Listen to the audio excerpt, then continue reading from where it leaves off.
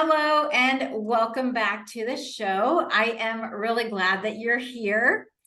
Today I have Michelle Hu, and we are going to have a really amazing conversation about social clues and cues and being able to pick up on things in our environment and how much it can affect our kiddos and us as adults when those things are a challenge for us, when we maybe didn't get that when we were little and growing up, and how that can affect us just in everyday social situations. And Michelle has a little bit of a different experience as to why social is a bit of a challenge for her. So Michelle, I'm going to turn it over to you if you would like to tell us anything and everything about you. Sure. So my name is Dr. Michelle Hu. I am a pediatric audiologist. And what's unique about me is that I grew up hard of hearing. I was identified at around 3 to 4 years old with mild hearing loss levels in both ears. And due to something called enlarged vestibular aqueduct syndrome and Pendred syndrome, every time I bumped my head, my hearing would get worse. So in first, third, and fifth grades, I bumped my head either like in the playground or just roughing around with my cousins or my brother. And my hearing got to the levels of severe to profound by the time I was 10 years old. I'm a pediatric audiologist now, and I think that everything that I grew up with, everything that I've gone through, definitely lends to be able, it lends for me to be optimized as a person, as a human being with my patients. And I've turned it into a business now. I have a community called Mama Who Hears. I create resources for hearing parents of deaf or hard of hearing children. And my goal is just to really support them along the way. I share personal experiences to help parents understand what their child may be thinking or going through. And it also lends to being able to come up with ideas on how to relate to them, how to support them in their environment. And I'm really excited to be here today. I'm so happy to have met you. And yeah, let's talk about different ways of approaching life, different ways, different challenges, and different solutions that we can help our children. Yeah, absolutely. And I probably about a decade ago, I had a friend, coworker who was a deaf, hard of hearing coordinator for the school district that I worked in. I was a behavior specialist. She was the deaf, hard of hearing specialist.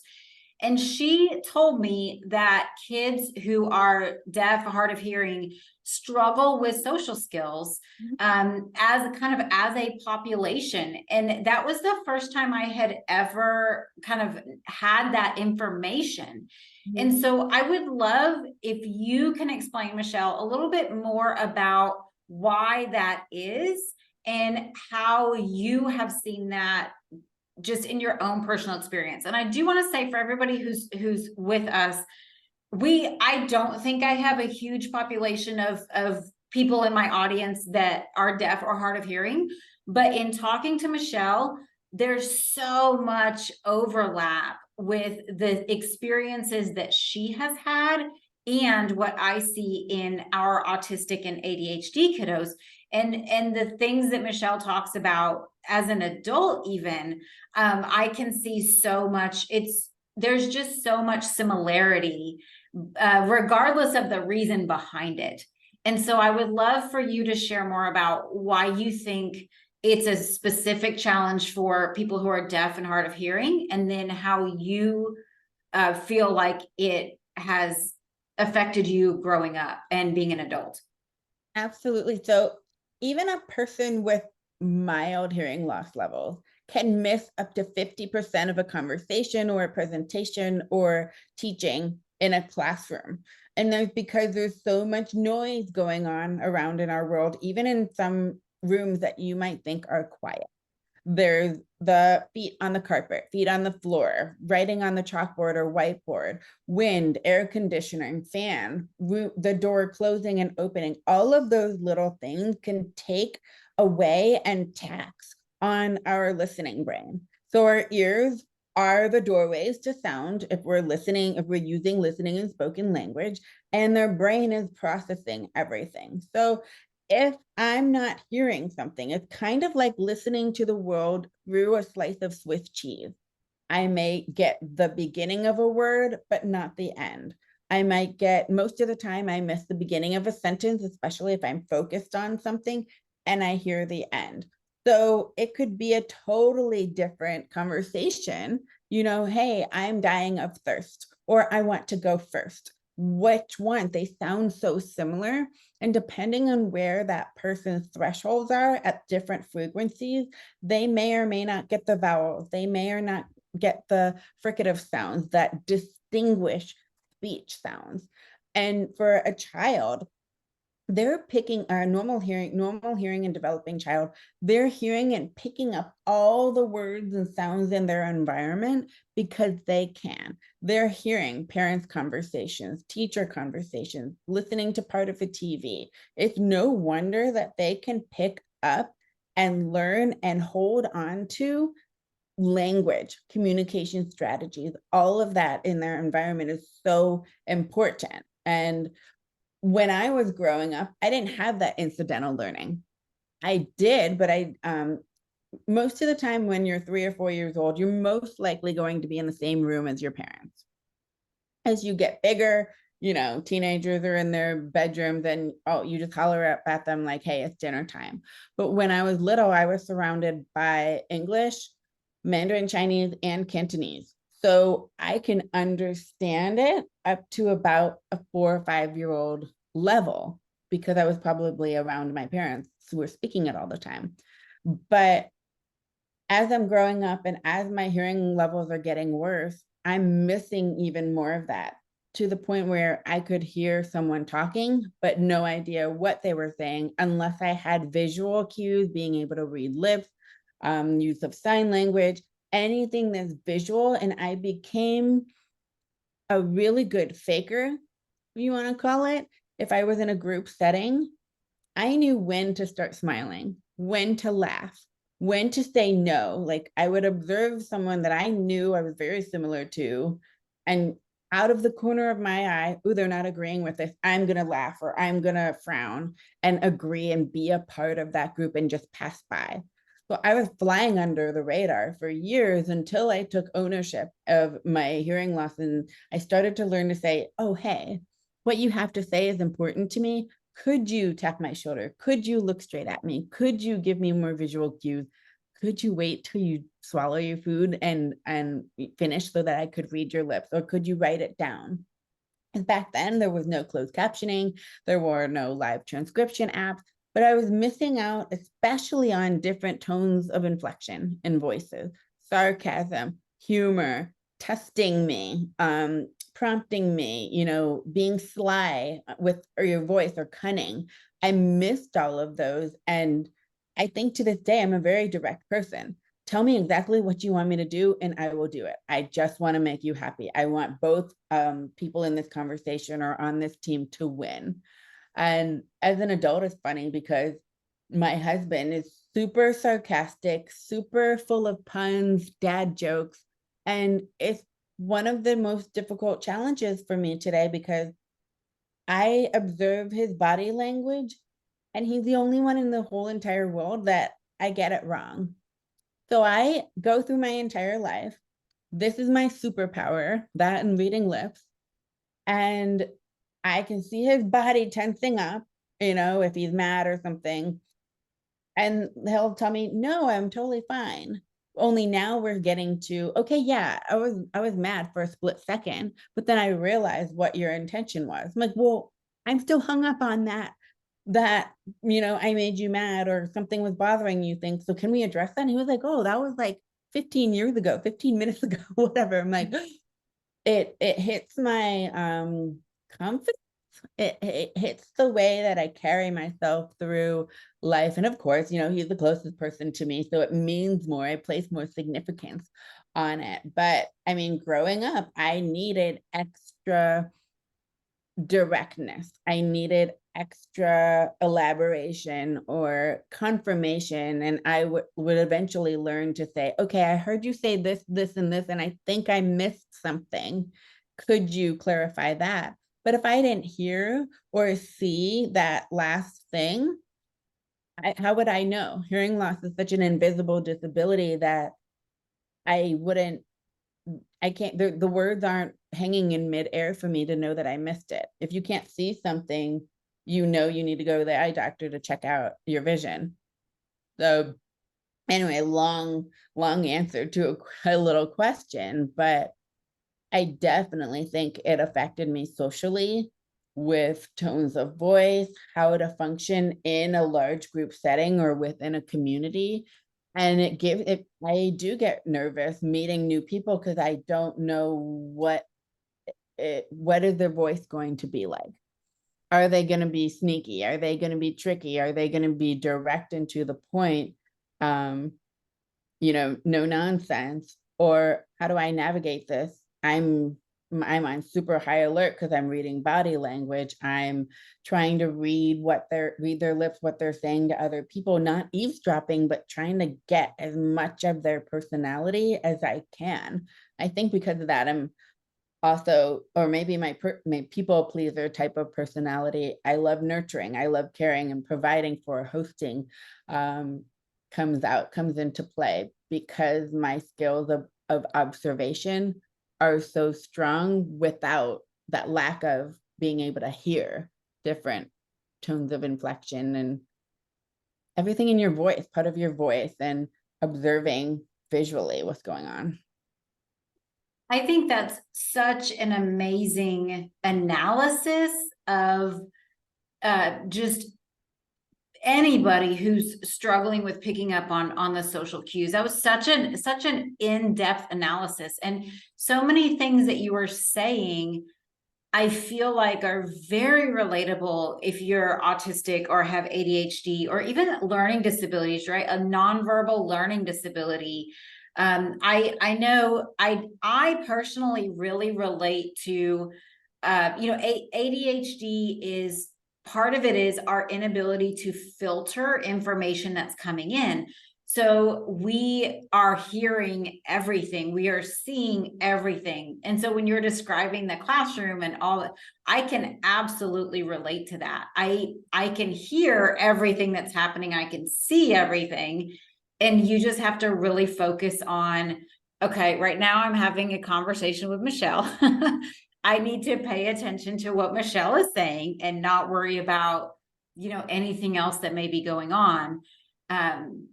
And how do you know what to prioritize?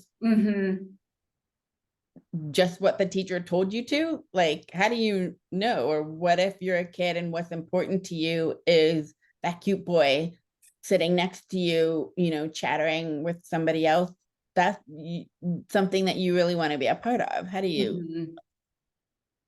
And I also find a lot of times when kiddos are struggling socially, which is, all of my students, one of the strategies that I find is really helpful for them is for them to, especially in a large group setting like a classroom or a birthday party or, whatever the case may be, for them to pick one other person that they think that they might like to talk to, get to know, and to try to see if they can have a conversation with just one other person. Because in a group situation, you could have, and one of the differentiators I have to make with my students is most of my kiddos don't understand that in a social conversation, anybody can talk at any time. And you can have side conversations within the main conversation. So you could have, say you've got 7 people, you could have 3 different side conversations happening at the same time. And it's actually pretty common. The larger the group gets, the more side conversations you get because people can't communicate across a large group. And one thing I notice with my students is often when we're having social conversations, a lot of my kids get frustrated because other people are also talking. And so I have to explain that that's actually how a social conversation works. And we have to be able to just focus on the person that we are having a conversation with, because other people next to us, around us, whatever, may be having a completely different conversation. And also that in a social conversation, anybody can say anything at any time. So people may be interrupting you, talking over you, not to be rude or disrespectful, but that's just kind of how a social conversation works, is it's like a free for all. Yeah. Interesting, because I know that I interrupt people, and I observed, uh, I was watching others, and it's like they can pay attention to the tempo or the cadence, or I don't know if it's the breath of when to gracefully interject an opinion. Mhm. And like as an adult, I'm learning bite your tongue, listen versus listening to answer. And how and when do normal socialized people learn that? I think it's very much, I would say, a playground cafeteria kind of situation, that's when I picture an elementary school cafeteria, that's what I think about, is you've got, 100 kids in there at any given time, and you might have 50 different conversations happening. And a lot of times you can even bounce from conversation to conversation, but that would be really difficult if you have hearing loss or ADHD, or you would get really overwhelmed with that. And a lot of kids who are autistic or ADHD really dislike the school cafeteria because Same. it's overwhelming, right? But for people who have the ability to filter that, they can focus on the conversation they're having. They Mhm. also may hear what other people are talking about, and that's when you may see somebody turn and engage in a different conversation, but then they can come back to the conversation they, Do that without feeling overwhelmed. Yeah, school yeah. cafeteria was the worst situation for me. And it was very strange for me because everyone was excited, everybody else was excited. And I'm like, I just want to sit with one person in a Mhm. quiet room and eat my lunch because I'm hungry. But Yeah. my one best friend. So throughout life, I definitely leaned on like one best friend at a time. And I wonder if that created almost a dependency or a need or a craving for that instead, because of the overwhelm. Hmm. I felt left out or overwhelmed in groups, even if it was people that I loved. And it's so strange. I grew up, my family is Chinese. We are used to being around the large dinner table, all of the food on a lazy Susan in the middle, shouting back and forth. And I'm like, you know what? I'm just in my zone. I'm going to talk to this one person next to me, or I would beg my favorite person to sit next to me because I knew that I could hear their voice. I knew they spoke clearly. I knew that they would look at me, or their personality as well. Yeah, it reminds me too of um people who are learning new languages. I know in my previous life, I was married to somebody who was not a native English speaker. And so he spoke very fluent English at this point in his life. But when we were around his family, which we were very often, they defaulted to speaking their primary language, which I know at like a beginner, maybe intermediate level, but it's Spanish, which is very fast. And so I just get left behind. I mean, I just can't keep up anymore. And your analogy of the Swiss cheese, I feel like that when I'm listening to people speak that language too, there's no way I'm getting everything. There's no way. And so I'm like trying to catch the things that fall through the holes, like you're saying with the Swiss cheese. And sometimes I catch enough to understand what's happening, and sometimes I don't. Mhm. And I would always want to sit next to him because he could tell when I didn't know what was happening anymore, and he would turn and kind of narrate for me. But it's just like you were saying, I would, everybody else would start laughing, and you just instinctively start laughing, or, like you learn. And I even see that with my students. There have been times where the kids may be being silly about something, joking about something, and I'll watch a particular kiddo that I know does not understand what they're talking about just from a humor perspective. And I'll watch, and that kiddo will start laughing because they see everybody else laughing, even though I know that kiddo didn't get what they were talking about. So masking is a really helpful social skill, right? It helps us not be so obviously different. But when we are the ones masking, it makes us feel different. I mean, it makes you realize that everybody else seems to know what's going on and you're pretending.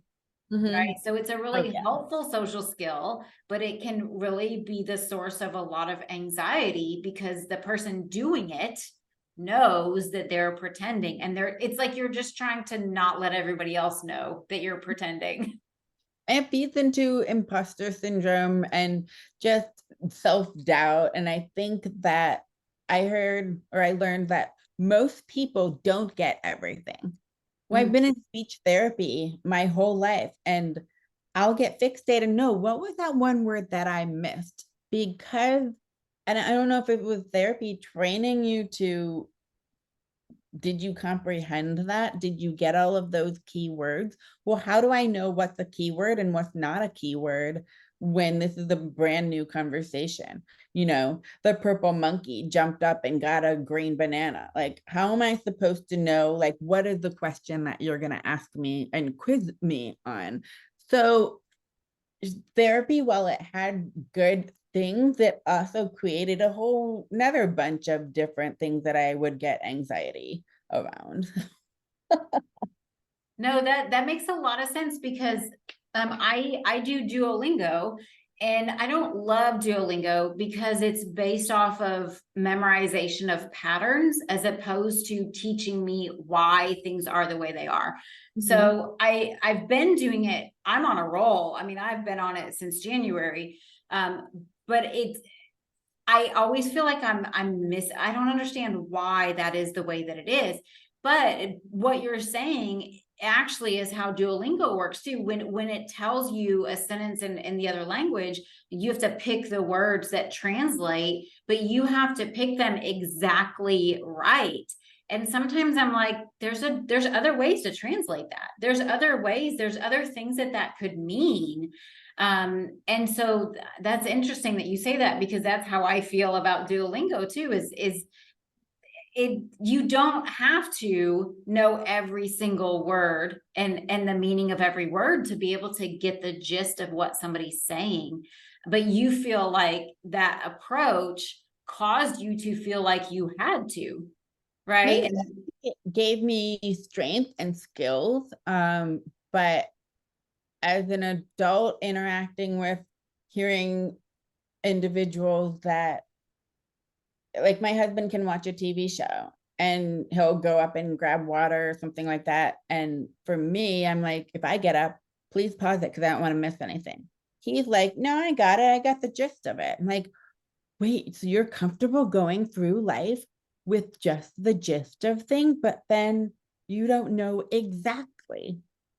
And you can't do a good job if you don't know exactly. And it plays like watching a TV show. Who cares? It's just but I'm like, wait, so my notes were meticulous, but I was scribbling as fast as I could what I could hear, not necessarily processing and listening to my professor. Mm-hmm.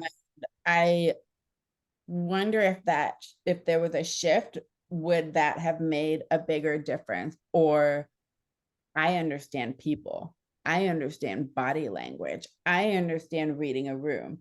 I understand, and I can feel the shift in energy of people and entire auditoriums for, like, they're buzzing, they're happy. This is great. I can feel that, and I can almost like empath. Like, Mm-hmm. yeah. I don't Yeah. know. Like, think that it's different strategies of, did you understand what I say? that's a yes or no question. And I'll turn it back on patients often. And I'll just say, repeat what I said versus asking them, did you hear what I said? Of course, they're going to say yes. Mm-hmm. Is that the truth? Maybe, maybe not. But, can you hear me now? Why would you ask, can you hear me now? You just say yes, because I know that question like the back of my hand. Just wondering, like, what other types of things in my environment or could my village do to ensure that I got the message that was intended to communicate. Mm-hmm. That is very similar to those who are autistic or who are ADHD, because their brain is just pinging all over the place. Like, I'm hearing green over here, red over there, yes over here, table, but I have no idea what this whole thing was. And I'm already fatigued from listening. How do normal developing people piece that together? While I'm thinking about it, I also want to throw in there that this conversation, this is why autistic and sometimes ADHD people do not like to make eye contact when we're having a conversation. I am one of those people. Because for us, we're taking in so much that it is an overload to our system to listen to what somebody's saying and look at them at the same time. It is I even notice that I do it when I'm talking. I often don't look, even here, like on Zoom, I will often look away while I'm talking, because there may be something in your background that if I see it, I'm totally distracted now. Okay. Right. Or just anything may have a notification, anything. So if I'm trying to have a conversation with somebody that requires me to use a little bit of my brain power, I much prefer to not look at them while I'm doing it. And if I'm practicing speaking another language, I prefer to close my eyes, because it allows me to just totally not be distracted by anything else that may be going on, so I can focus and concentrate on what I'm trying to say or what I'm trying to hear. So yeah, so just if anybody has been wondering about that for your child or for you, that is why. It's too much stimulation from too many elements when you're trying to speak or listen and look at somebody at the same time. So if your kiddo struggles with that, please do not expect or require them to make eye contact. I do think it's very reasonable and appropriate to expect their body to be facing the conversation, right? Because if your body isn't facing the conversation, people think that you're checked out, right? And it's hard for them to hear you. So I do think it's always reasonable for our bodies to be facing the conversation. For me personally, I don't even care about my kids can pace and talk to, I don't really care. But because other people don't understand that, they misinterpret it when they see it, right? If they see somebody pacing and trying to talk to them, they misinterpret it. But just please be aware that if you're asking or expecting your child to look at you while they're talking or listening, you're probably getting much less of their attention than you would be if you let them. Is that why fidget toys help so much? Because I Yes. always need to hold a pen while Yes. I'm putting my thoughts together. I need to close my eyes when telling my husband something difficult, because his body language is like, don't make any judgments on what's about to come out of my mouth yet. Hold on, let me get my thought out. And when he's processing, it comes across to me as he's frustrated or angry. It's just he's very stoic. 22 years in the military. So I'm like, I can't do, but then I can't hear if I'm constantly going, wow, this is great. I wonder if I'm probably ADHD. A lot of mothers are, I feel like. Yeah, I have a pen, and Like I like things that give me pressure. And so yeah, and then I also have this random screw that's from my desk that just is on my desk. And so I'm trying to not hurt myself with it, but I go back and forth. I think it's fidgeting helps our brains focus. It's like counterintuitive, but it helps our brains focus on something specific so that they're not all over the place. And so I actually, when I had the in-person business, I would give the kids fidgets. Like I had a basket of them. They could bring fidgets from home as long as they weren't throwing them in the air or, tearing them apart or whatever.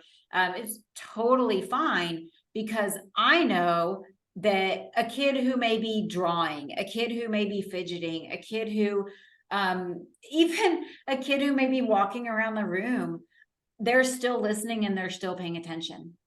Yeah, and Like, you it's can very confirm it. counterintuitive.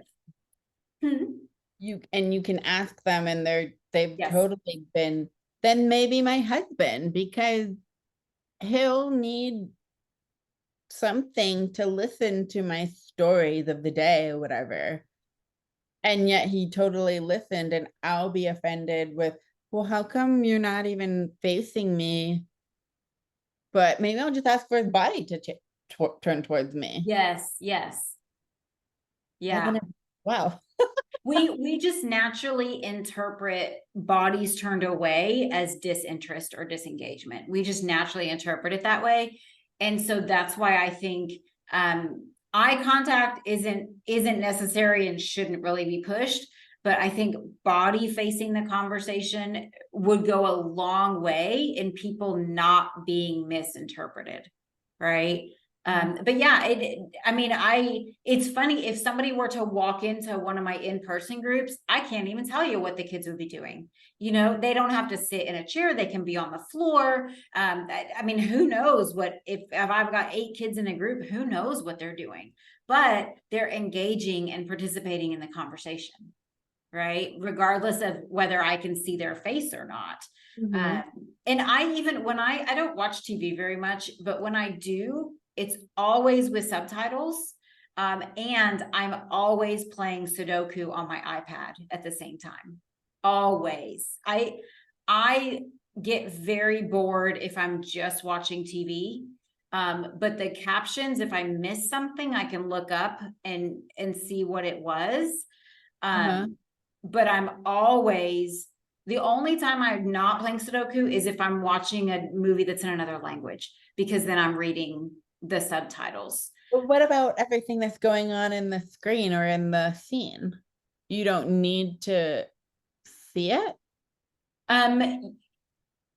Usually you kind of split your attention a bit between like watching the scene and reading the text. But for most movies, most of the information is in the dialogue. Most of what you get is from the conversations that people are having. So yeah, that's where I'm either listening and watching and doing Sudoku, or I'm watching the subtitles. Do you ever turn on audio description? No. I wonder what that would overwhelm you, or I listen and not watch at all? I feel like that would be very overwhelming. Yeah.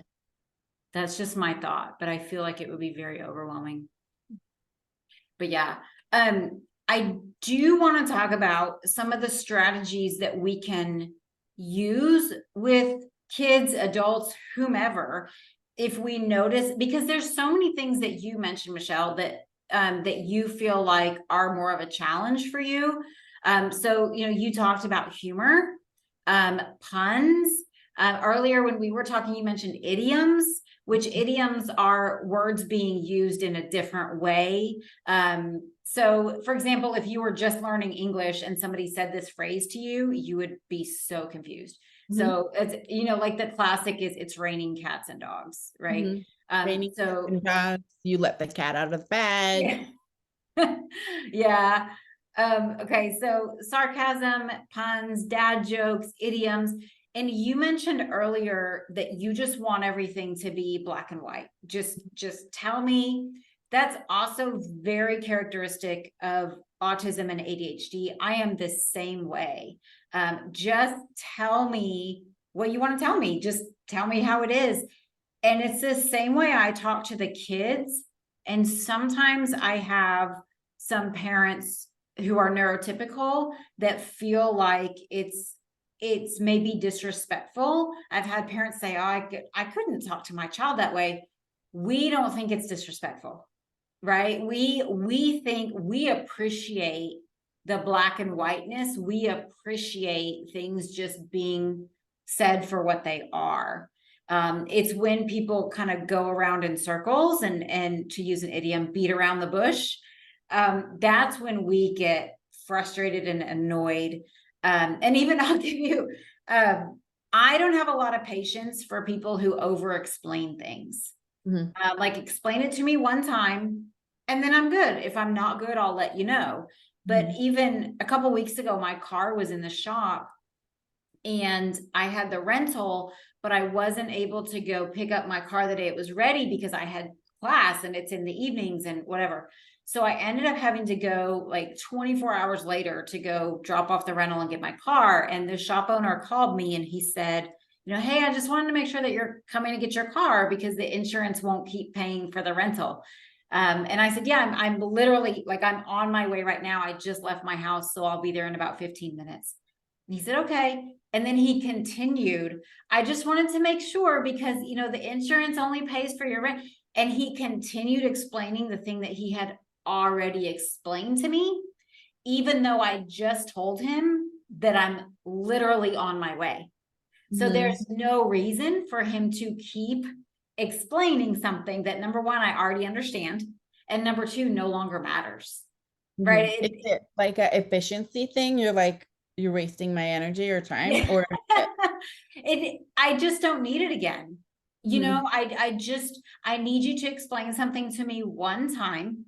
If I don't understand, I'll let you know I don't understand. I don't need you to explain it to me 3 times, especially when it doesn't. We've just established it's no longer relevant. Mhm. So Is yeah. an ADHD-ism, or is it personality though? I wonder, because my mom will go over things again and again. I will hear the same stories that she's been telling since I was 5, even if it's just me and her. And she's just, oh, but I'm just talking. I'm just saying. But do you not know that I lived through this with you? I don't, my husband's that way. He will retain something one time. I think because of hearing or maybe processing, I won't hear it, but that's when I'll say, well, I missed this part. What did you mean by that? Huh? What strategies do you promote then for? I think just being black and white and clear whenever you're explaining anything to anybody, and it's really difficult. I actually have a lesson on this in the curriculum because so much of our conversations, I can't speak for other languages, but in English, so much of our conversations are indirect. So like a great example is if you're making dinner and you want your kids to, stop doing whatever they're doing and come to dinner, we say things like, dinner's almost ready. That's indirect. Okay. Right? What do you want your kids to do? Hey guys, it's time to put your phones away and come to the dinner table. Those are 2 very different ways to communicate. But telling your kids dinner's almost ready, that doesn't mean anything, right? Same with, hey guys, we need to leave in 5 minutes. No, what do you need them to do in the next 5 minutes? Hey guys, I need you to go get your shoes on and grab your backpack because it's time to go. This is Right?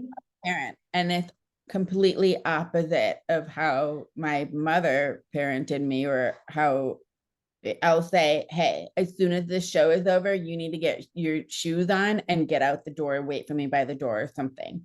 Versus, right, like you said, it's almost ready or it's almost time to go. They'll be like, okay, whatever. It doesn't mean anything. Yeah. Mm-mm. And another overlap is deaf people, hard of hearing people. I don't care if you wave your hand in front of me to get my attention, stomp on the feet, stomp on the floor, or flicker the lights to get my attention. Get my attention versus letting me miss a whole conversation that I'm not part of. I see it as you're including me. You're making sure I get this message. And my husband will often say, why can't you just assume? I can't assume what you're telling me is the truth. I can't assume that what you're telling me is a joke because I can't see it. I need that ending smile. I need that Mhm. ending haha. That was Mhm. supposed to be funny. I'm like, oh, okay. And he says to me, you don't get humor. I get humor when I have all the different components that let me know that that was funny. When you know it's humor. Mhm. Mhm. Yeah. One of the things I do with my students is, first of all, not everybody appreciates humor. And so that's a really important thing to understand. Some people, even when they get the joke, just don't think it's funny. And Mhm. it's not a huge population, but there's definitely a population of people who just don't think humor is funny. I remember several years ago, I was working with a student who was like maybe 20-ish at the time, and he never understood puns. He's a very intelligent guy, but I don't understand, words being used in different ways, which is what a pun is, right? It's using a word in a different way. He said, I just don't understand it. And so then by the time somebody explains it, it's just not funny anymore. That's a lot of dad jokes, right? A lot of dad jokes are puns. It's using words in a different way or with a different meaning. And so you have to be, puns are kind of intelligent humor. You have to be able to understand the humor behind the pun. And so a lot of people just don't understand the word being used in a different way. And so it's just not funny to them. But some people just aren't really humorous people. And so if you're trying to joke around and be silly and playful, it's just not going to happen. It's just not, that's just not something that they find enjoyable. But one of the things that I do, I tend to use more exaggerated facial expressions and body language, almost like cartoonish. I think that's one of the reasons that a lot of our kids are really into animation, like Disney and things like that, is because they are more elaborate with, if you think about a Disney character getting upset, it's not a secret, right? Like it's very clear that they're upset or excited or what, everything is very elaborate. And I tend to do the same thing because I want to make sure that my kiddos are getting the point. So sometimes if somebody, even things like if we're playing a game and some of the pieces get left out, I'll go, right? And then I'll make my eyes really big and I'll put my hand over my heart and I'll look at the floor where the pieces are. Like I move my eyes and then everybody will stop and then they'll look where I'm looking. Right. And then, and they'll run over and they'll grab the pieces. Or if somebody says, oh, I can't find my water bottle, I'll say, I see it. And I will very intentionally look directly at it. Right. So I try to be a little more animated with my responses to things because I don't like, we don't get like the silent treatment. Oh, so ineffective. Right. Yeah. Like we don't get stuff like that. The sighing, the rolling of the eyes. We may not even be looking at you to know that It's you're so rolling your passive. eyes. Mhm. So I try to be more animated when I want kiddos to pick up on my response to something. And the other thing that I do is, first of all, I know which kiddos get humor and which kiddos don't, but it's also something kids can learn. And Okay. so I try to remember not to joke around with kids who don't get humor yet, because Mhm. they don't think it's, I mean, it's kind of pointless. They don't think it's funny. They don't get it. But when kids start to get humor, it's one of my favorite things is when kids start to get humor, but I always have a big smile on my face. Right. So if I'm saying something, I will have a big smile on my face, because it's important to me that they know that there's no question. And even it's kind of a random story, but a couple days ago, I was hanging out with someone and she has a 6-year-old who was born very premature and very tiny. She's having a hard time growing, and she's got some cognitive challenges and visual. I mean, preemie babies tend to have some health complications. She's such a sweet, smart little girl.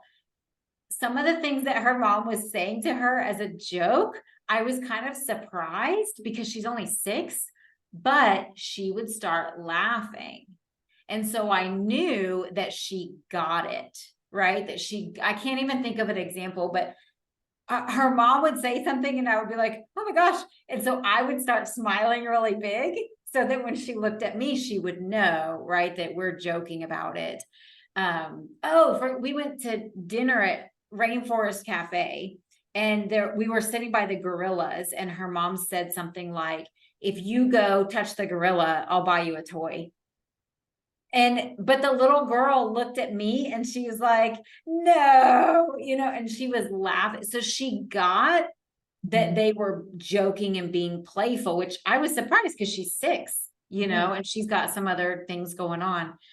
My whole point, I feel like this has been a really long ramble of mine, is I think there are definitely things that we can do to make situations more black and white and more obvious for our kids. And using humor when they don't get it is not helpful. So we either need to help them get it, or we need to recognize that they just don't think it's funny. And we need to use our humor with someone else. Humor can be developed. I've had so many kids that have gone through Starfish that have developed humor. So it can absolutely be developed, but we do not want kids to be confused about humor. We want it to be obvious to them. So if you're going to joke or be playful or be silly, big smile on your face. Make it obvious that you're joking and being playful and being silly. And if your kiddo just doesn't ever think that kind of stuff is funny, let it go. Find someone else to do your humor and your silliness with. My husband will be so funny and punny with my kids, but I'll always have a huge smile on his face. But with me, he's like, I'm like, well, which one is it? And I think he has fun with my confusion. I'm like, you're making me more angry, making me more frustrated. How am I going to learn this if you're not helping me out? But this is very interesting and very useful in my life. I think when we don't understand something, we get defensive. Right? When you don't it could be humor, it could be what somebody's saying, it could be, I told a story on another episode about I was talking to another adult and I did not understand what this person wanted from me. And she kept telling me that whatever I was producing was wrong. I started crying. When you just get to the point where you just don't understand, it's very frustrating, and you start to feel like there is something wrong with you, that you just cannot understand what this person is saying, what they're doing, what they're asking you for. Was it like repeated verbatim? Because one tactic for those who are deaf or hard of hearing, when they can't hear something, repeat it exactly the way you did say it. If they still don't understand, rephrase or use, environmental ways of explaining something. And so in this particular situation, she would, it was a coaching situation, and she would ask me a question and I would answer her question and she would say, no, that's not what I'm asking. Or no, you're not, that's not the right way to answer that question. And there was one time where she asked me a question and she said, for example, you might say something like, And then she gave an example, and I literally copied her example. I said, okay. And I copied her example, and she's like, no, but that's not really. And I'm like, oh my, I don't know what else to do Then here. what? Huh. So this is my husband will answer exactly what I like. Are you gonna be home by 3? And he'll just say yes. I'm like, well, so then are you going to do this, this, and this because those are due at 4 or something? And he like, where did that come out of the blue? So I'm being too passive there, or I don't know. I think that's the thing with being literal, is when you ask literal questions, you get literal answers. Like one of the things that I'll notice is sometimes when I've seen this happen several times when some of my students start to become more conversational. Like I've seen a kiddo ask somebody something about something he was wearing, or because that's one of the strategies that I teach the kids, is pay attention to what other people are wearing or doing, and you can ask them a question about it, right? So he asked somebody something like, maybe it was a book the other kiddo was reading, like, oh, do you like, and then he referenced something that was similar, and the other kiddo was like, no. And that's it. Yeah, and so then I had to say, no, you did a great job asking him a question. But now the other kiddo, there's a little bit of coaching about, why do you think he asked you that question? Do you think he really just wanted to know the answer? Or do you think he was trying to start a conversation with you? Right. So there's a little bit of back and forth coaching, because when we get asked a black and white question, we tend to give a black and white answer. Okay. Right. And there's some people who are more kind of verbose and elaborate, but for a lot of people, we answer the question that and part of it is, I don't know why you're asking me this question. And so I'm going to answer what you asked, because I don't know why you asked that question. So I'm not going to give any more information, because it might not be relevant to the reason you asked the question. Does that make sense? Yes. Oh, totally. As someone with hearing loss,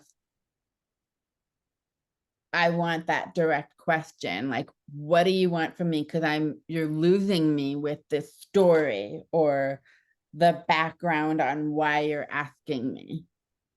Ask me, do I want cherries or apples? And I'll tell you. I don't need to know that it was much more difficult for you to get a hold of apples than it was for cherries, blah, blah, blah, blah, blah, blah, blah. If you really want to know what I want cherries. Interesting. It makes me think of, like, if somebody asks you, hey, Michelle, what are you doing tonight? But you have no idea why they're asking, right? Do they need you to help them move? Are they wanting to invite you to dinner? Are they wanting to ask you if you can baby? Do you understand? Like, you have no idea why they're asking. And so we tend to be a little more vague if we don't know the reason why somebody's asking a certain question. And that's why even the kiddo who he was like, oh, do you like to read so-and-so? He just said no, because he didn't understand the reason behind the question. The other kiddo was just trying to be social and start a conversation.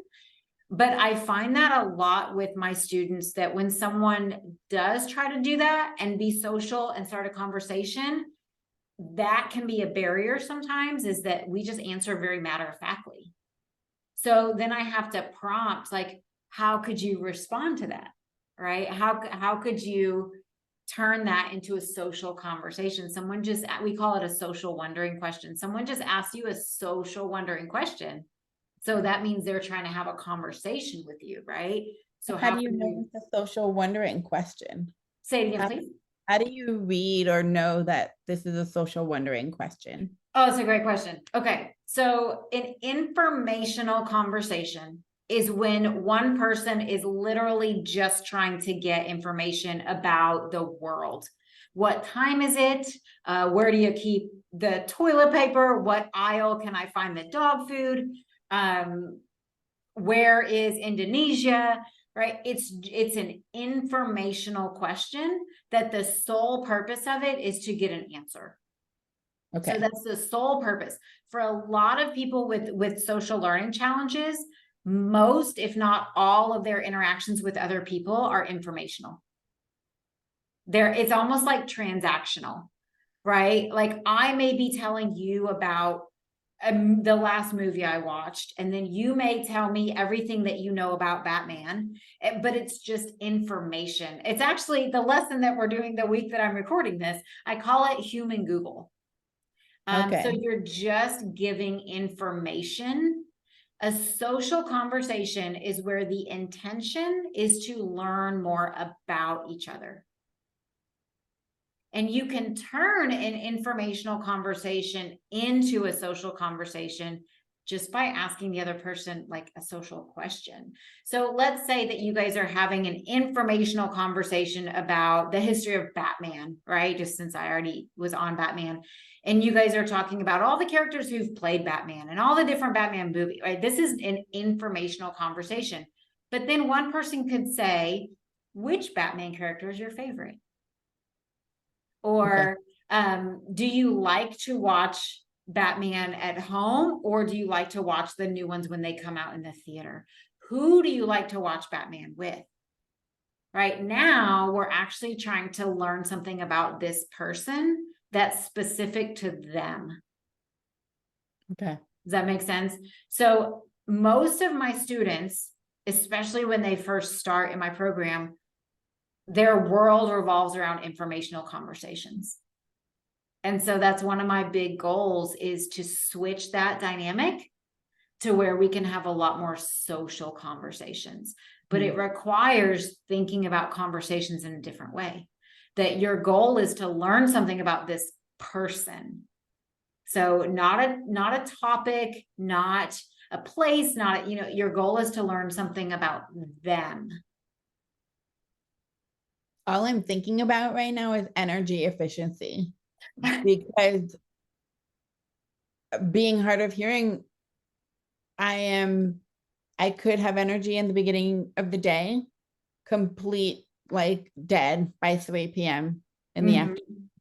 I could listen to somebody talk about culinary arts for hours, even with an accent. But if you talk about policies, politics, decision making, statistics, I'm done. I can't do it. Or different. I live near the Salk Institute. I went on a tour, and the tour guide was a volunteer architect. He talked about concrete with so much passion. I was like, I could listen to him all day, and it's about the bubbles in concrete, but different aspects of this, and I'm wondering, when you're talking about informational transactions, it's like almost a protective barrier. Am I going to be overwhelmed by what's beyond that?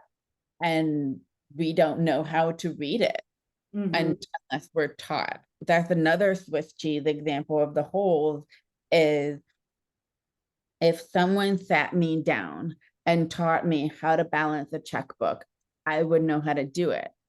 But if I didn't have that specific lesson, and my parents assumed that I would watch them balance their checkbook back then, and back then it was easier because they physically did a balance the checkbook. Now everything's online. You don't see these things. You don't have those conversations unless you intentionally stop and say, hey, look, I'm logged in on my bank account. These are the numbers that tell me what I have. These are minus numbers, and all of being much more direct and black and white and intentional is harder nowadays with all the electronics, and with our kids on the spectrum or with any kind of disability, you have to go that extra yard. And I do that with my girls are hearing, my kids are hearing, but I'll tell my husband, hey, don't joke about that. They might actually think, all T words start with P, because we have a horrible alphabet book where P is pterodactyl, and I'm like, hold on, but we have to teach them the truth first before they get it. Like, who knows? Maybe like that 6-year-old, our kids will understand those jokes and puns earlier. I don't know.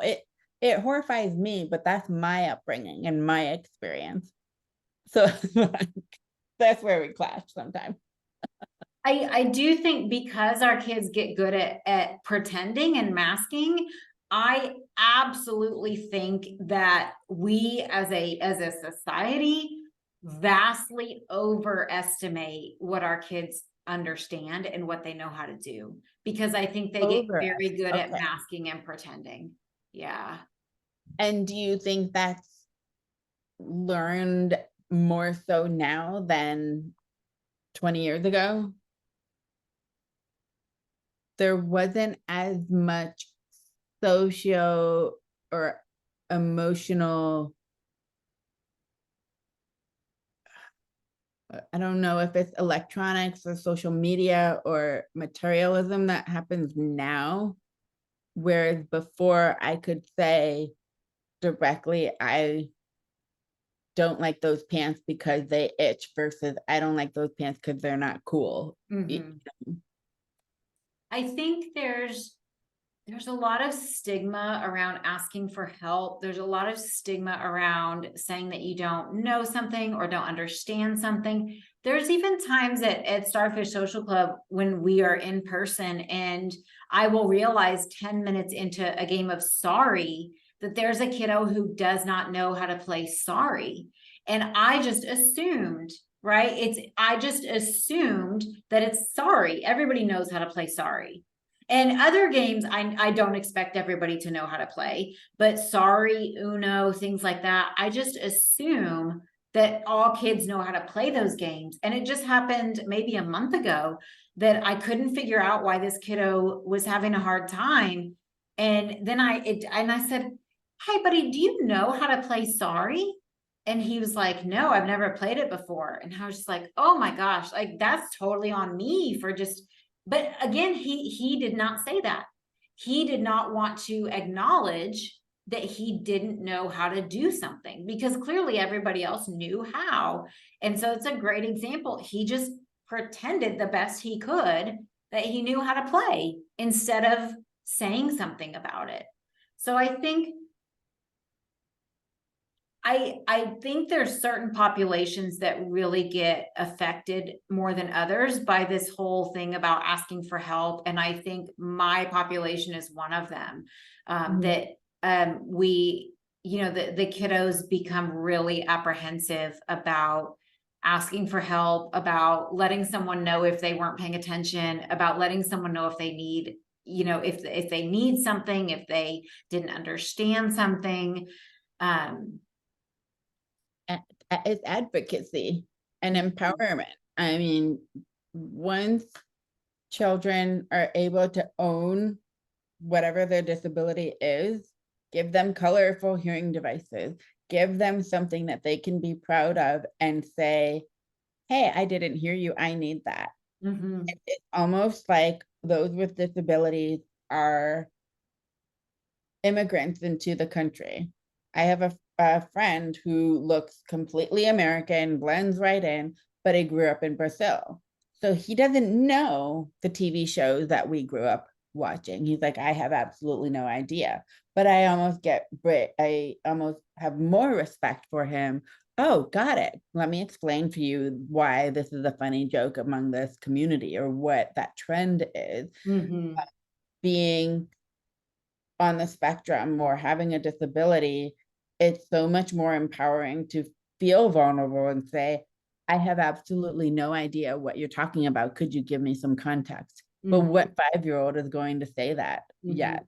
Or the 3 or 4-year-old will say, because they have no Awareness of, awareness yeah. or need to cover up or haven't felt the feeling of being embarrassed yet. Mhm.